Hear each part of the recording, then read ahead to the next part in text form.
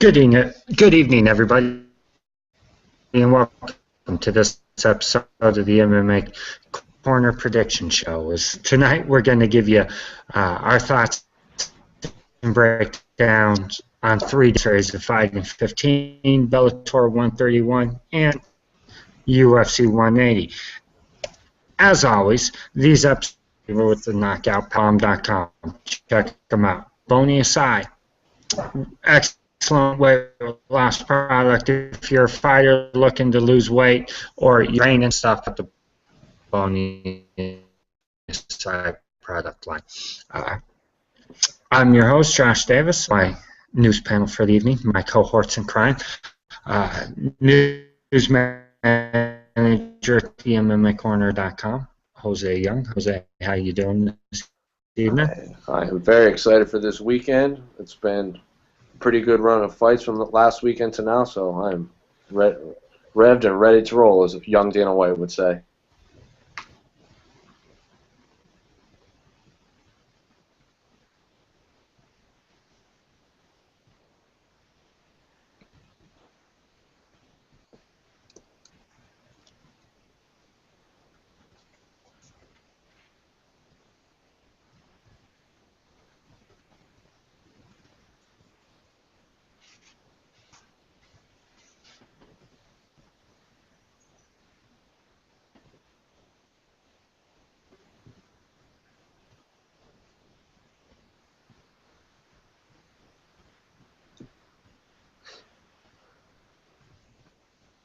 I think we lost Josh.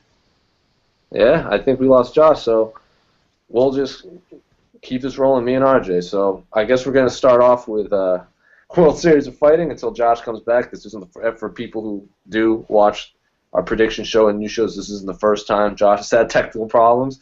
I mean, I remember a few weeks ago he kind of disappeared maybe 2 or 3 times. So we'll just keep this rolling, just me and RJ. And when Josh comes back, Josh comes back. But for now, you're stuck with the two of us. So we're going to start off with World Series of Fighting 15. A little weird how they're holding a card the same day as Bellator and the UFC, and we'll talk about that when we're giving our predictions. But they're laying it all on the line right now. They got 3 title fights, probably the 3 biggest stars out of the Jake Shields and John Fitch in that welterweight. We got Yushin Okami versus David Branch. We got Melvin Gillard and Justin Gaethje, which is a very exciting fight. And then we got, obviously, Jessica Aguilar, and I'm going to say now, I can't even name who she's fighting, and I don't think it really matters because I think Aguilar is going to run right through her. So I'll throw it over to RJ to give his thoughts on World Series of Fighting 15.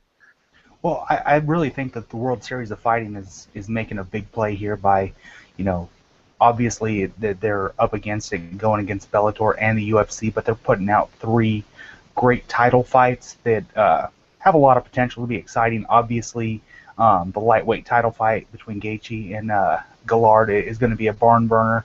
You've got an established veteran like Yushin Okami taking on David Branch, and you've got Aguilar, who is one of the best women's MMA fighters in the world, regardless of weight class. So I really think they're putting their best foot forward here. It's going to be interesting to see. I don't think they've got the firepower to compete numbers-wise with either Bellator or the UFC, but they're definitely rolling out a good card for the fans. Yeah, and I agree. And if you're going to pick 3 fights for a World Series of Fighting to put on the same day as a Bellator or a UFC card, you're going to want these 3 fights have to happen. Outside of the John Fitches and Jake Shields, that could be a pretty big marquee fight just because they do have that fan base. But I like Yushin Okami. I'm surprised he's not still in the UFC. I mean, he had that 3-fight winning streak. He beat Alan Belcher, he beat Hector Lombard, and his last loss was to Jacare, who's now like top 3, and handed him his walking papers, and now he's has a chance to win a World Series of Fighting, and I actually think he will win a World Series of Fighting. I think he's going to be the new middleweight. I like David Branch. He has an interesting style, but I just think Yushin Okami is a very big middleweight.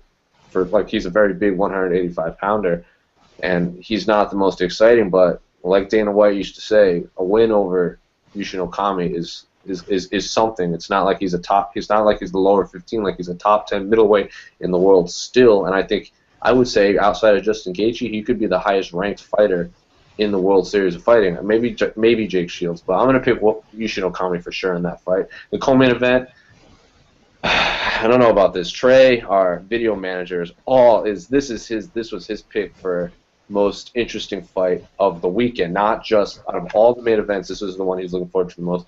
Obviously, Justin Gaethje is their golden boy. It kind of reminds me of when Eddie Alvarez was running the show over at Bellator. I mean, you had this lightweight fighter that was just putting people away in very exciting fashion. He's undefeated. He's starting to grow that fan base. He beat Nick Newell, and Nick Newell, obviously, if you knew anything about fighting, you knew Justin Gaethje was most likely going to win, but just because Nick Newell has the one arm, a lot of people were in his corner, and when they tuned in, they saw Justin Gaethje just have his way with him, and he just did what everybody expected. So, but again, I don't know who to pick for this one because Melvin Gillard is still no joke. He could be in the UFC now. I think he could beat half the UFC's lightweight division, but I think Justin Gaethje could beat the UFC's half of the UFC's lightweight division. But based on history, Melvin tends to choke in the big-name fights. He did put together that win streak in the UFC, and then he got choked out by Joe Lozon in like a minute.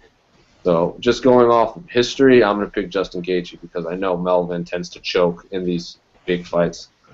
You know, that's not a bad pick, but, you know, there's still a part of me that has this belief in Melvin Gillard and what he brings to the table athletically and explosiveness-wise. I mean, the guy is just a freak athlete at 155, and it's amazing to me that he's no longer in the UFC. You know, he has come up short in the big spots, but, you know, you look at the guys he's lost to, and, I mean, none of them are, you know, none are really bad losses at the UFC level, you know, all in all. And I really think that experience against top level fighters is going to be an asset. I might give him the